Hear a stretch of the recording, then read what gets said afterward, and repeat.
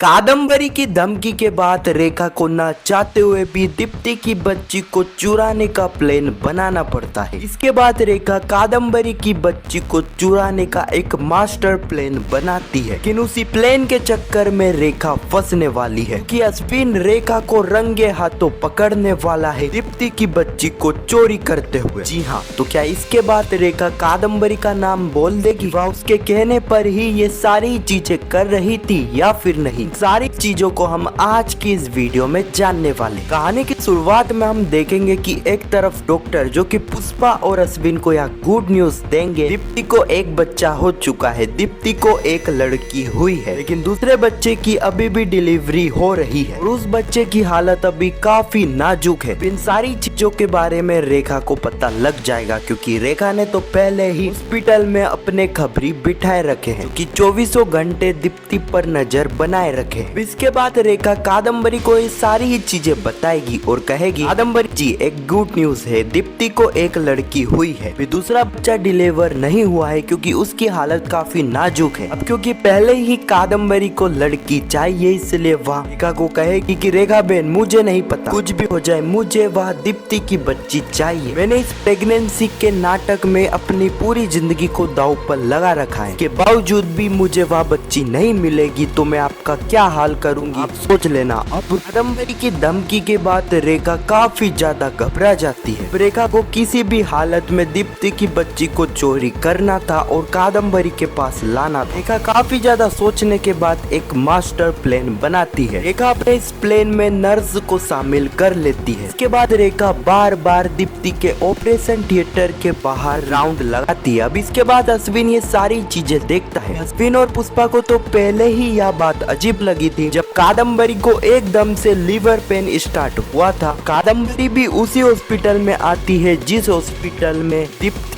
अगले ही पल हम रेखा को देखते हैं। रेखा एक ही मौके का इंतजार कर रही थी जब वह जैसे तैसे ऑपरेशन थिएटर में जाए और दीप्ति के बच्ची की चोरी कर ले। लेकिन ऑपरेशन थिएटर के बाहर अश्विन खड़ा था। अश्विन वहाँ से जा ही नहीं रहा था। अश्विन के होते हुए तो रेखा बेन अंदर जाकर दीप्ति के बच्ची की चोरी नहीं कर सकती थी। इसके बाद रेखा बेन नर्स के द्वारा अश्विन को ऑपरेशन थिएटर से थोड़ी दूर भेज देती है। यह मौका देखते ही सीधे रेखा बेन घुस जाती है ऑपरेशन थिएटर में दीप्ति के पास। रेखा दीप्ति की बच्ची को उठा लेती है, लेकिन तभी कमरे का गेट खुलता है। रेखा जैसे ही गेट की तरफ देखती है तो उसके होश उड़ जाते हैं, क्योंकि गेट पर अश्विन खड़ा था। अब अश्विन को देखकर रेखा बेन काफी ज्यादा डर जाती है। दूसरी तरफ अश्विन ने रंगे हाथों यहाँ पर रेखा बेन को पकड़ लिया था बच्चे की चोरी करते हुए। जी हाँ, तो आगे अब यहाँ पर अश्विन क्या करने वाला है अगर आपको जानना है तो कमेंट में पार्ट 2 जरूर लिखना। उस पर मैं एक डिटेल में वीडियो बना दूंगा। फिर आपको पुष्पा इम्पॉसिबल के आने वाले एपिसोड की यह प्रेडिक्शन कैसी लगी नीचे कमेंट में जरूर बताना। पुष्पा इम्पॉसिबल के आने वाले एपिसोड की ऐसी वीडियो के लिए चैनल को सब्सक्राइब अवश्य करना। जब तक के लिए धन्यवाद।